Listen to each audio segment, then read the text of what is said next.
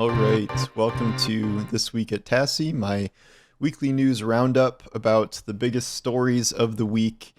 I don't know if I'm going to call this one of the biggest weeks. It's not a GTA 6 delay or anything, but there are enough stories here, some of which I think are kind of fun.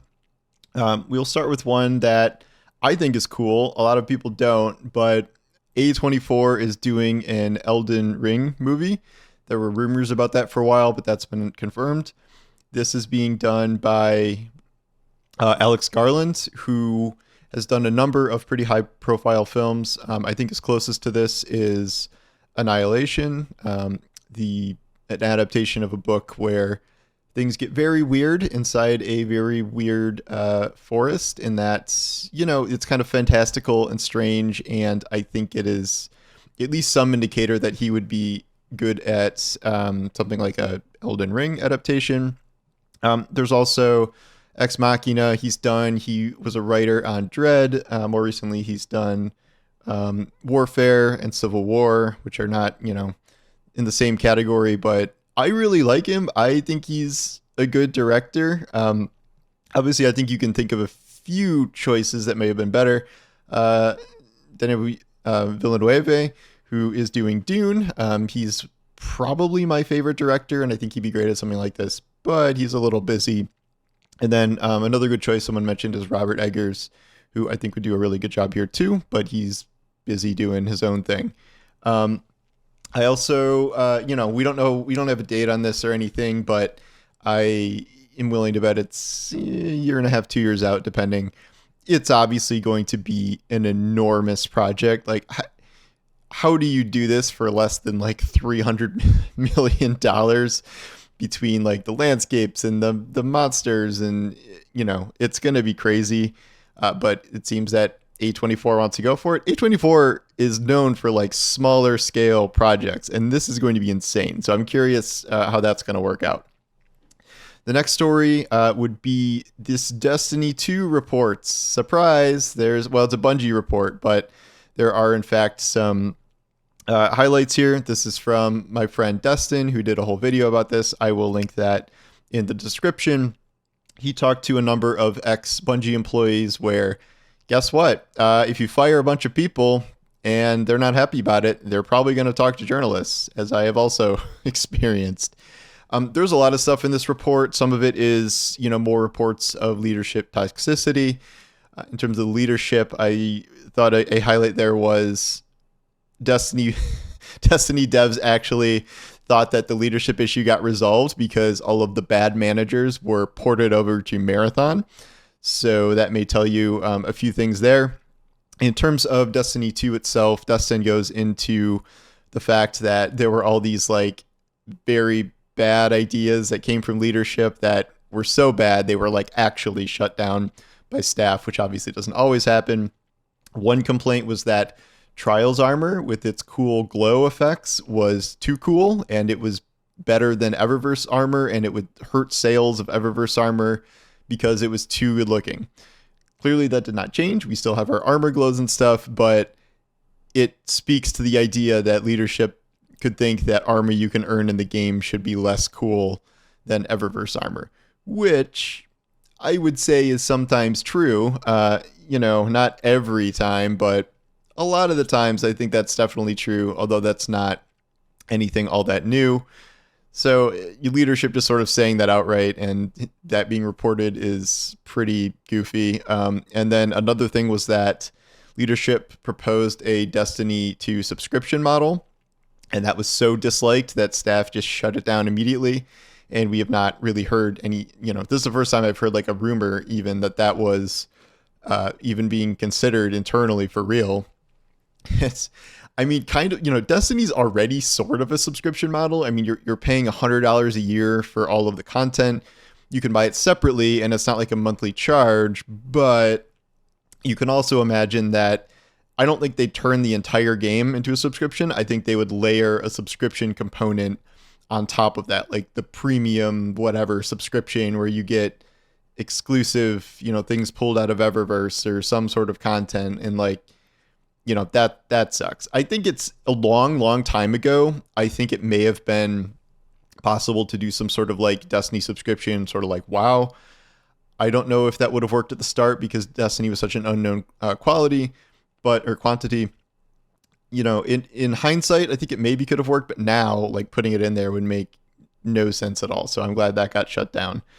So yeah, go watch that video. There is just Bungie after Bungie after Bungie story at this point, some of which are internal. So, I did a few of those, and then there's just all this marathon stuff with the plagiarism and how bad that whole thing is going as of late. But I won't get into that right now. This week I did write a massive article about how much I think how much Marathon is going to fail. I did a video version of that. I will not reiterate here, but I don't, have high hopes.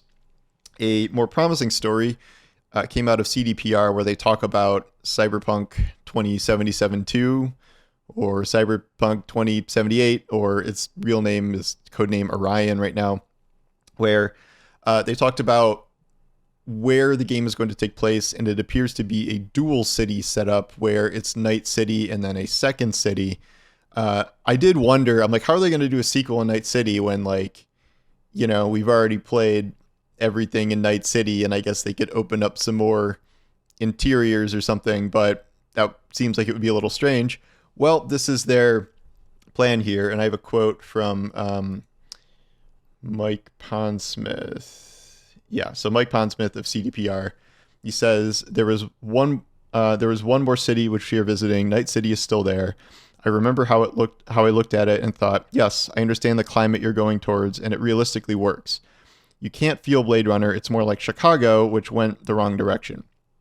So we actually have a good amount of info on what that means, and I'm a little confused as to say it's more like Chicago that went the wrong direction, because Chicago is a literal city in Cyberpunk.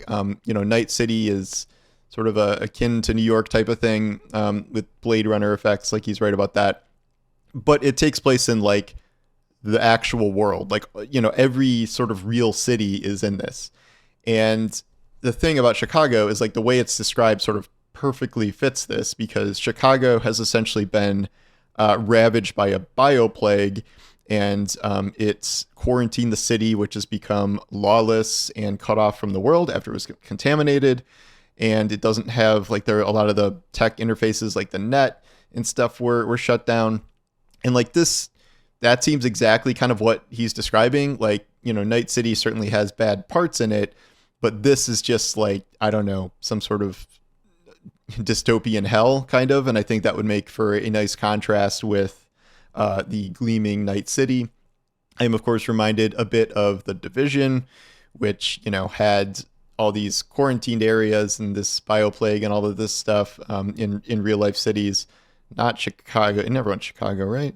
But yeah, so I feel like they would just do Chicago instead of calling it something besides Chicago if this is the actual place that they're going. I think it sounds really cool. Granted, I think probably anything CDPR says about Cyberpunk I'm going to think is cool.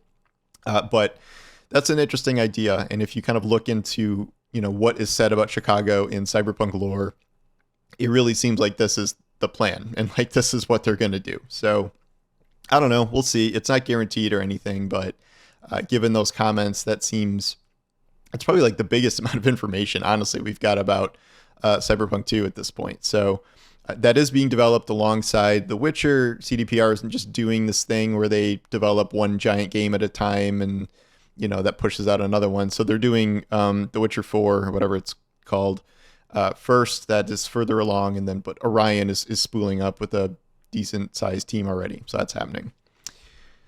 What else? What's my next story? Randy Pitchford. Oh, Randy.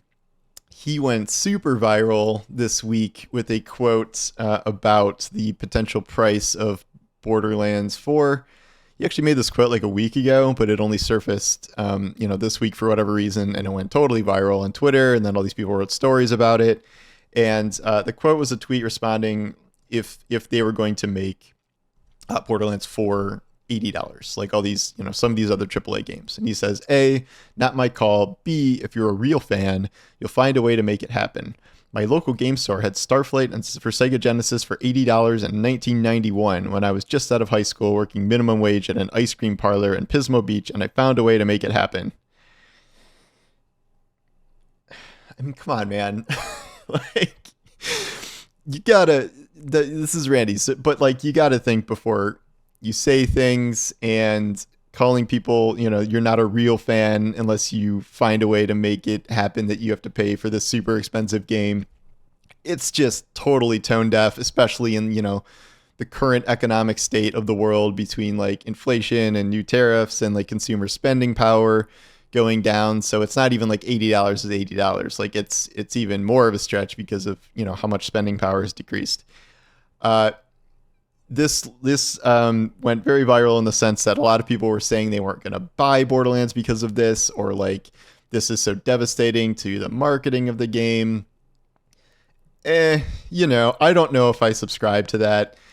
Borderlands 4 is 4 months away. I don't know how many people are going to remember this, a while from now. And it's Randy. Like, I think we all know that Randy says crazy shit. And, on Twitter, especially, I've gotten in weird fights with Randy on Twitter where he blocked me. I don't even remember what that was about. He said I was being too negative about Borderlands, and maybe I wasn't a real fan of something like that. But like, I've played hundreds and hundreds of hours of all the Borderlands games, which I really like. It was weird. I think he unblocked me eventually. He's done this with a bunch of people fighting online. And then eventually he posted a video where he talked about this previously, and it was a lot more nuanced. I mean, the take was this game costs triple what Borderlands 3 did. Like, production costs are going crazy, and, they're just working on making the best game possible at any price. It's going to be $80. I mean, that's, I don't think that's up for debate here. And within a year and a half, within 2 years, all giant AAA games are going to be $80. Like, the cat's out of the bag on that one, and we're not going back from that, like it or not. People are like, well, you don't have to buy the games. Sure, that is true. I fully respect anyone who's not going to pay $80 for games. Enough people are going to pay $80 for games to, not reverse this practice.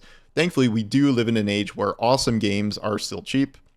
Clear Obscure, for instance, is $50. Blue Prince is cheaper. There's tons of these games now that are not super AAA games, these huge series that are making a mark because they're cheaper. And of course, they're obviously free to play games too. So what could happen is if enough of those games become a success, like sales wise, and enough $80 games see things drop, maybe that does something. I still feel like once you go to 80, like once you went to 70, there's no going back. Once you went to 80, there's no going back. So whatever Randy says, this is unfortunately the world we live in, even if he's saying it like a tone deaf jerk. So that was a thing that happened. Finally, this is about the Last of Us show. And, they had a really good episode this week with all the Joel flashbacks, and people are like nitpicking individual lines. And it's like, okay, let's give it a break. This was a good episode. But what happened after that is Craig Mazin, the co-showrunner, said that like there's no way they're going to be able to fit the rest of part 2 into one more season. So they're going to do a season 4. Okay, man, like I get that The Last of Us Part 2 is a long game, but splitting it into 3 seasons does not seem necessary to me. Like, we were going to get, an Ellie season here. This season probably should have been an episode or 2 longer because it was a little rushed. And then we're going to get a mostly Abby season, although we're going to have, Ellie crawling around killing people too. And then, what are they going to do? A whole, California season when that's just such a minor part of the game and like an ending that is like 2 levels essentially. I don't really get what they're doing here. And before they were like, oh, well, we definitely need a season 3 and that's how long we need to finish it. And now they're like, oh, we need a season 4. This is, I don't know. This season has kind of been tough for Craig Mazin, where the not so great episodes were written by him, but now Neil Druckmann comes in and he wrote the good episode last week, which was, it very mirrored the game. It was, I would say even more emotional than the game in some ways. And I think he wrote the finale, which is supposed to be pretty harrowing if you know what happens in the game. But the season's been pretty uneven, and I think it's because it's A, been rushed, and B, it's because the vibes are sort of off, I would say, with Ellie, not in terms of like, necessarily how she looks. It's just that she like didn't really get older, and she's not, in a lot of these sequences, she's not really acting like Ellie. But then when Druckmann steps in, that was a pretty, set, good interpretation of the game. So yeah, we'll see. I mean, I'll watch more seasons, but with these 2-year breaks, we're talking about what 20 getting to 2030 when we're gonna be seeing the quote finale of this, and it's if they don't make part 3, which that was something else this week related to this, where Neil Druckmann said that they're developing another AAA big game alongside Intergalactic. So this is not their only thing they're working on. It says he's like supervising, he's a producer on it. It feels like that probably is going back to one of their old series, like Uncharted or The Last of Us. Intergalactic as a totally new IP is something of a risk. It's Naughty Dog. They don't really make bad games, but doing 2 brand new IPs side to side, I would be surprised if they're doing that instead of kind of relying on a new Uncharted or Last of Us or something that seems like more of a sure thing. So yeah, so finally what I'm playing, you can probably guess, Clair Obscur Expedition 33, although I'm done now. I did a whole New Game Plus run. Was that worth it? I don't know. I think so, because I found, it was kind of interesting to see a lot of the story foreshadowing you missed your first run. I found some new areas I didn't see before. I got to try out new builds with different characters instead of relying on just Mael nuking everything. I used a lot of Monaco. I don't know how to pronounce it. Yeah, so that was fun. I probably would recommend it to most people if you're like a huge fan of the game. I think it was worth it. So anyway, thanks for watching. Hopefully I'll do this next week. I may have a baby then. We're getting close. So yeah, we'll see. But yeah, thanks for watching. I'll talk to you soon. Take care.